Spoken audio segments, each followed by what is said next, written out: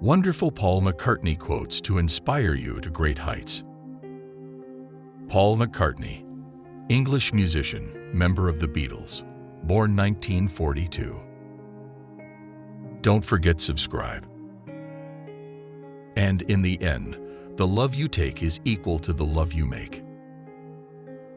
Close your eyes and I'll kiss you. Tomorrow I'll miss you. When you were young and your heart was an open book, you used to say, live and let live. I don't work at being ordinary. Somebody said to me, but the Beatles were anti-materialistic. That's a huge myth. John and I literally used to sit down and say, now, let's write a swimming pool. I am alive and well and unconcerned about the rumors of my death. But if I were dead, I would be the last to know. Take these broken wings and learn to fly. The Beatles were always a great band, nothing more, nothing less. Lady Madonna lying on the bed, listen to the music playing in your head. What I have to say is all in the music. If I want to say anything, I write a song. It's like if you're an astronaut and you've been to the moon, what do you want to do with the rest of your life? For you know that it's a fool who plays it cool by making his world a little colder. And what's the point of changing when I'm happy as I am? If you can play your stuff in a pub, then you're a good band. Being in the audience actually looks like quite a lot of fun. Lyricists play with words.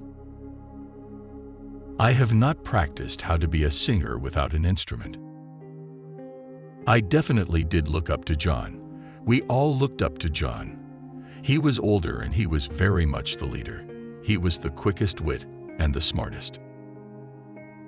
Putting two songs together, I've always loved that trick when it works. If children are studying the 20th century, I'm in their textbooks.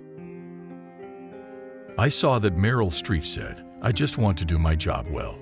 And really, that's all I'm ever trying to do. It's also not unusual for writers to look backward, because that's your pool of resources. It was Elvis who really got me hooked on beat music. When I heard Heartbreak Hotel, I thought, this is it. Look, people are allowed their own opinions, and they don't always coincide with yours. As an artist, you just have to keep plugging on. I'm not religious, but I'm very spiritual. Love is all you need. We were pretty good mates until the Beatles started to split up and Yoko came into it. It was more like old army buddies splitting up on account of wedding bells. I've got to admit it's getting better. It's a little better all the time. George Martin, he's very good at a very sort of lush, sweet arrangement. My dad was a particularly polite kind of guy, very courteous. I'm always writing songs, and I've got a bunch that I want to record. I think the pop industry is still a young man's game. When I sit down to write a song, it's a kind of improvisation, but I formalize it a bit to get it into the studio, and when I step up to a microphone, I have a vague idea of what I'm about to do. With the Beatles, we'd been very spoiled because we had George Martin who worked for the record label we were going to be signed to. That was very fortunate because we grew together. The Stones also still have a huge following. Mick Jagger leaps around like a crazy dude. And Keith Richards, Ronnie Wood, and Charlie Watts are playing great too. I'm often reading a magazine and hearing about someone's new record, and I think, oh boy, that's gonna be better than me. It's a very common thing. I knew the words to 25 rock songs, so I got in the group.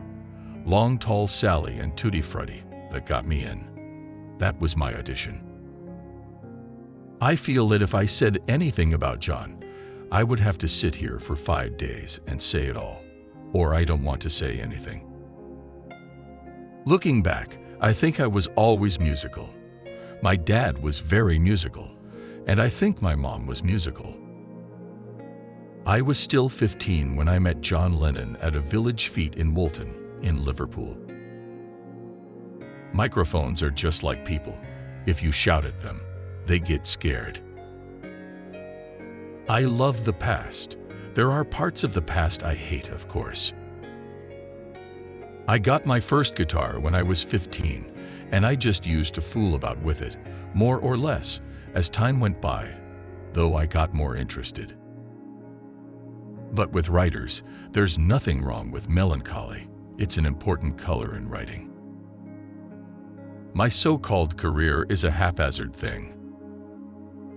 I think I always had a musicality, and I think I could tell a good song from a bad song, and I would appreciate hearing something that was new to me.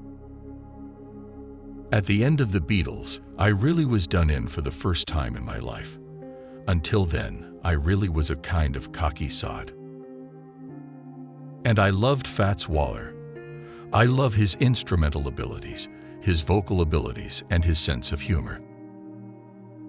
So if I'm cooking, I'll be steaming vegetables, making some nice salad, that kind of stuff. Nothing pleases me more than to go into a room and come out with a piece of music. One of my biggest thrills for me still is sitting down with a guitar or a piano and just out of nowhere trying to make a song happen. Thanks for watching. Don't forget subscribe.